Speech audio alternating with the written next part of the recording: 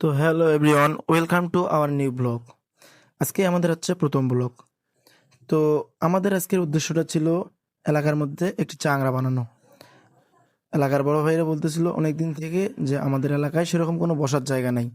তো এই জন্য আমরা আজকে বানাতে যাচ্ছি আমাদের বসার জায়গা। স্থানটি আমাদের বাসা থেকে একটু দূরেই। তো গাইজ, তোমরা সকলেই জানো যে একটি চাংড়া বানানোর জন্য কি কি প্রয়োজন।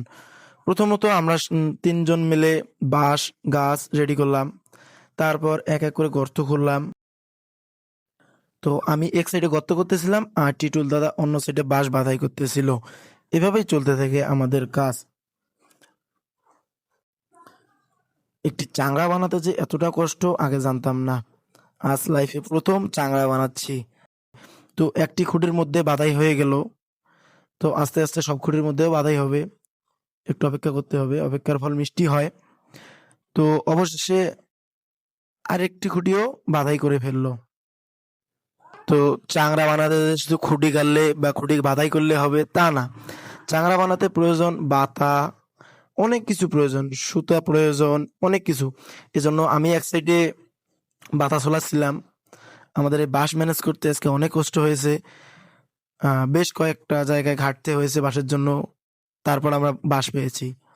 তো এক সাইডে আমি বাঁশ ছোলাচ্ছিলাম, আর এক সাইডে বিশ্ব ভাতিজা হয়, সেও বাঁশ ছোলাচ্ছে। এদিকে টুটুল দাও আছে।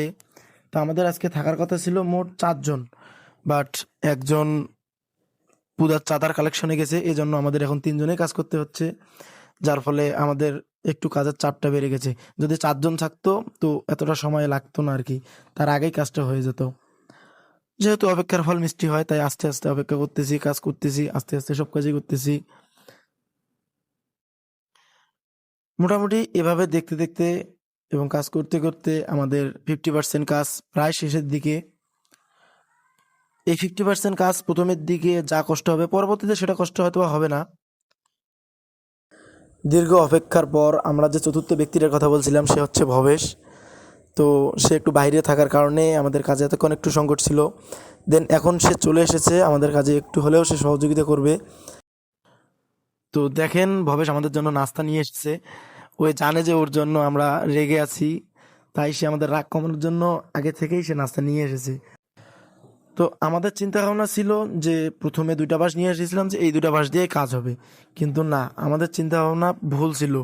আমরা ফার্স্ট সবাই আজকে চাংড়া বানাচ্ছি, যার কারণে আমাদের বাঁশের সংখ্যাটা অনেক কমে গিয়েছিল। আমি কাজ করতেছিলাম, বাট ভবেশের আমার কাজ দেখে হচ্ছে না। ওই নাকি আমার থেকে শক্তি বেশি। দেখেন ওই কিভাবে লাফাচ্ছে, ড্যান্স করতেছে। গ্রামে তো মানুষ অনেকগুলোই। তো কাজের ফাঁকে আমাদের এলাকার সিনিয়র এক দাদা, প্রবীণ দাদা, তো ওই আসলো, আমরা ভিডিও বানাচ্ছিলাম, ওই আবার দেখলো, এখন বলতেছে ওই ভিডিও বানাবে। তো দাদাকে সাথে নিয়ে একটু ভিডিও করলাম।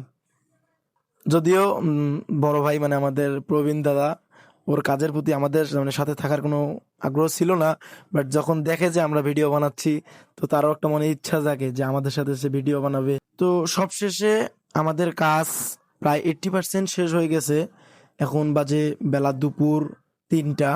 আমরা এখনো দুপুরে কেউ খাওয়া দাওয়া করি নাই। সো আমাদের খাওয়া দাওয়া করা দরকার, এই জন্য এই পর্যন্ত কাজটা ব্রেক রাখলাম। আর বাকি 20% কাজ আমরা খাওয়া দাওয়ার পরে সেই করবো।